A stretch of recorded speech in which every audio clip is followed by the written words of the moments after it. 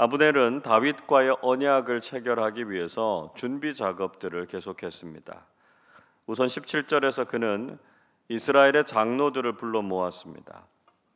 아브넬이 이스라엘의 지도자들을 소집할 수 있을 정도로 큰 권력을 가지고 있었다라고 하는 것을 보여주고 있습니다. 아브넬은 이스라엘 장로들이 여러 차례 다윗을 임금으로 세우려고 했다라고 하는 사실을 상기시켰습니다. 그러니까 이스라엘의 지도자들 중에서도 이미 사울이 아니라 다윗을 의지하고 있었던 사람들, 지지하고 있었던 사람들이 대부분이었다라고 하는 것을 알 수 있습니다. 그런데 아브넬은 그런 지도자들의 마음을 알면서도 무슨 일을 했습니까? 사울의 아들이었던 이스보셋을 지도자로 세워서 자신이 실질적인 권력을 차지하고 있었습니다. 아브넬은 다른 이스라엘의 장로들이 어떤 생각을 가지고 있든지 상관없이 자신이 원하는 것을 할 수 있을 정도로 막강한 권력을 가졌습니다. 그런데 이스보셋과의 관계가 틀어지자 아브넬은 이스보셋을 내치고 다윗 쪽으로 기울었습니다. 그래서 다윗이 이스라엘 전체의 왕이 되는데 자신이 중요한 역할을 해서 다시 실질적인 권력자가 되겠다라고 하는 생각을 품은 것이죠. 그 과정에서 아브넬은 교묘하게 자신의 잘못을 감추고 마치 다른 사람들의 생각을 인정해 주는 것처럼 말하고 있습니다. 18절 보십시오. 이제 그대로 하라. 여호와께서 이미 다윗에 대하여 말씀하시기를 내가 내 종 다윗의 손으로 내 백성 이스라엘을 구원하여 블레셋 사람의 손과 모든 대적의 손에서 벗어나게 하리라 하셨음이니라 말하고 있습니다. 아브넬은 이스라엘 장로들에게 그들의 생각대로 하라 이렇게 말했습니다. 마치 그들이 가진 생각을 인정해 주는 것처럼 말했지만 사실은 자신이 하려고 했던 일이 제대로 되지 않았기 때문이지 않습니까? 자기 마음대로 이스보셋을 왕으로 세우려고 할 때는 언제고 이제는 다윗을 왕으로 삼으려고 했던 것을 받아들인 것처럼 말했습니다. 게다가 그는 자신이 하나님의 뜻을 받들어서 다윗을 왕으로 추대하는 것처럼 상황을 꾸미고 있었습니다. 거기에서 그치지 않고 아브넬은 베냐민 지파까지 설득하려고 했죠. 아브넬은 이스라엘 장로들에게 했던 말을 베냐민 사람들에게도 그대로 전했습니다. 19절 보십시오. 아브넬이 또 베냐민 사람의 귀에 말하고 아브넬이 이스라엘과 베냐민의 온 집이 선하게 여기는 모든 것을 다윗의 귀에 말하려고 헤브론으로 가니라 말씀하고 있습니다.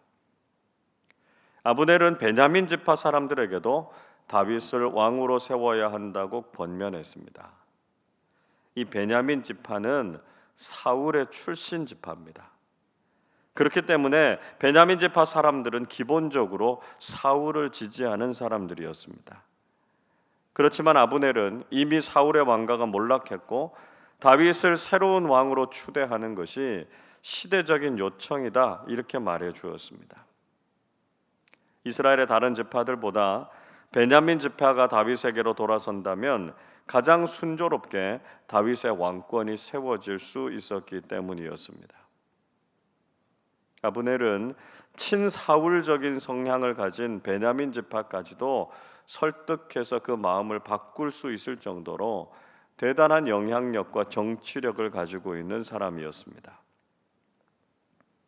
아브넬은 이 모든 소식을 전하기 위해서 직접 다윗을 만나러 헤브론으로 갔습니다.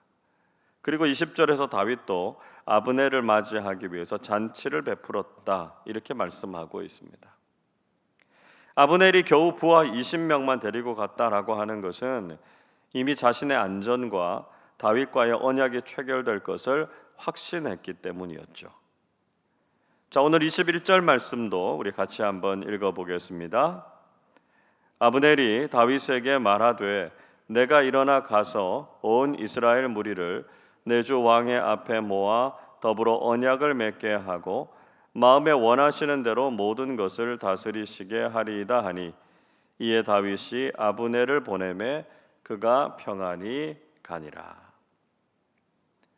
아브넬은 자신이 이스라엘의 온 무리를 다윗 앞으로 모아올 수 있는 힘과 능력을 가지고 있다라고 하는 것을 과시했습니다.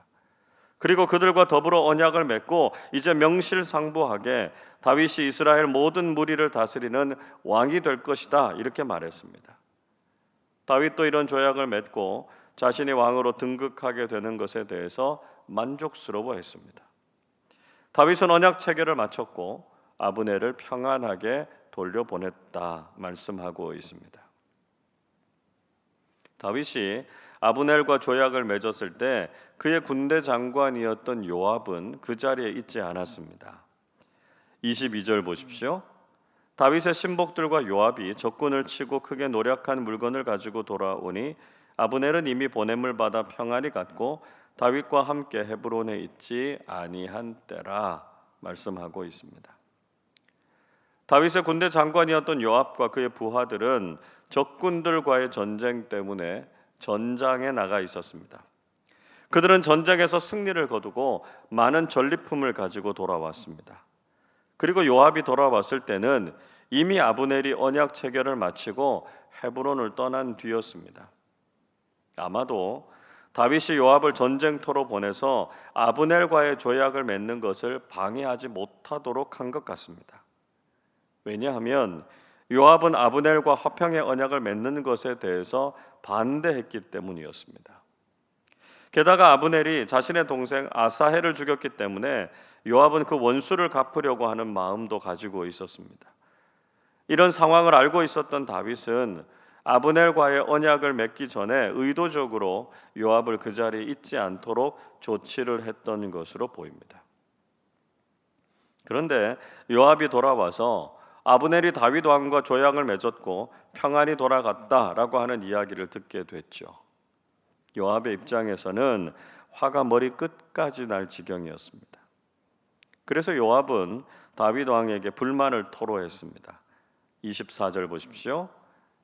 요압이 왕에게 나아가 이르되 어찌하심이니까 아브넬이 왕에게 나아왔거늘 어찌하여 그를 보내 잘 가게 하셨나이까 말합니다. 요압은 다윗이 아브넬과 평화의 언약을 맺었고 그를 평안하게 돌아가게 했다라고 하는 것에 대해서 이해하기 힘들었습니다. 특히 다윗에게 충성을 다해서 싸우는 자신의 입장에 대해서는 전혀 고려해 주지 않는 것 같아서 서운하고 화가 났습니다. 자신이 맞서 싸웠던 상대였고요. 자신의 동생마저도 아브넬에게 죽었는데 그래도 다윗이 자신을 충성스러운 부하로 여긴다면 어떻게 아브넬을 그냥 돌려보낼 수 있었느냐라고 하는 것이었습니다. 그리고 요압은 아브넬에 대해서 모함을 이어가죠. 25절 보십시오. 왕도 아시려니와 넬의 아들 아브넬이 온 것은 왕을 속임이라. 그가 왕이 출입하는 것을 알고 왕이 하시는 모든 것을 알려 함이니이다 이야기하고 있습니다. 요압은 아브넬이 다윗 왕을 위해서 조약을 맺은 것이 아니라 그것이 모두 속임수다라고 하는 것을 강조했습니다. 아브넬은 다윗 왕을 염탐하고 언제든지 기회를 삼아서 다윗 왕을 공격하려고 하는 악한 의도가 있다는 것을 말해준 것이죠. 그리고 요압은 아브넬을 죽이고자 하는 악한 계획도 실행에 옮기게 됩니다. 우리는 요압이 하는 말이 충분히 일리가 있다라고 하는 것을 알 수 있습니다. 아브넬은 간사하고 야망이 큰 사람이어서 누구보다 자신이 더 높아지려고 하는 욕심을 가진 사람이었습니다. 지금은 아브넬이 다윗에게 순종하는 것처럼 보이지만 나중에는 언제든지 뒤통수를 칠 수 있는 배반자라고 하는 것을 고발한 것이죠. 다윗도 일면 요압의 말에 대해서 이해하지 못하는 것은 아니었습니다. 그리고 요압의 입장에서는 아브넬에 대해서 좋지 않은 감정이 있다는 것도 충분히 이해할 수 있었습니다. 그러나 다윗은 사사로운 감정 때문에 더 큰 싸움을 일으켜서는 안 된다라고 하는 것을 알았고요. 평화롭게 이 문제를 해결하기 위해서 최선의 방법을 찾으려고 했던 것이죠. 여러분, 우리도 인간적인 감정이 앞서고 큰 그림보다는 당장 앞에 닥친 일 때문에 흥분하게 될 때가 있습니다. 그러나 우리는 잠잠하게 하나님께서 행하시고자 하는 일을 묵상해야 하고요. 그 뜻에 순종하는 것이 필요하다는 것입니다. 요압처럼 사사롭고 인간적인 감정이 앞서서 이스라엘 전체를 평화롭게 하나 되게 하시고자 하는 하나님의 뜻을 그르쳐서는 안 된다는 것이죠. 우리는 늘 겸손하게 하나님의 뜻을 묻고 하나님의 길을 따르는 사람들이 되어야 합니다. 우리도 삶에서 여러 가지 일들을 경험하게 되고 인간적으로 우리의 생각이 옳다고 여겨질 수 있습니다. 그러나 하나님께서는 언제나 우리보다 더 크고 놀라운 계획을 가지고 계시는 분이시고요, 우리의 삶에 참된 평화를 주시기를 원하시는 분이십니다. 좁은 시야로 서로 판단하고 다투는 것이 아니라 하나님께서 화해와 평화를 이루시고 더 크고 놀라운 하나님의 계획을 이루신다라고 하는 것을 믿고 오늘도 하나님의 뜻을 구하고 그 말씀에 순종하는 사람들이 되시기를 주님의 이름으로 축원합니다. 기도하겠습니다. 사랑과 긍휼이 풍성하신 하나님 아버지, 여전히 부족하고 인간적인 생각을 앞세우는 저희들을 불쌍히 여겨주시고 하나님의 선하신 뜻을 이루어 주셔서 감사를 드립니다. 사사로운 감정에 따라서 행동하지 않게 하시고 하나님의 큰 뜻을 구하며 그 말씀에 순종하면서 살게 해 주옵소서. 본질적인 문제가 아니면 가능한 다투지 않게 하시고 평화롭고 은혜로운 방법으로 우리의 삶의 문제들을 해결해내는 지혜로운 그리스도인들이 되게 하여 주옵소서. 오늘도 믿음의 삶을 살아가는 교우들에게 복을 내려주시고 하나님의 은총 안에 거하는 삶 살게 하여 주시옵소서. 사람들과의 관계 속에서 참된 평화를 누리게 하시고 그리스도의 사랑과 자비를 나누면서 살게 하여 주옵소서. 믿음의 사람답게 온유하고 겸손하게 하시고 성숙한 그리스도인의 본을 보이며 살게 하여 주옵소서. 건강을 더해 주시고 우리 마음에는 평안이 넘쳐나게 하시며 기도하고 계획하는 모든 일들을 통해서 하나님의 선하신 뜻이 온전히 이루어지게 하여 주옵소서. 감사드리며 우리 주님 예수 그리스도의 이름으로 기도하옵나이다. 아멘.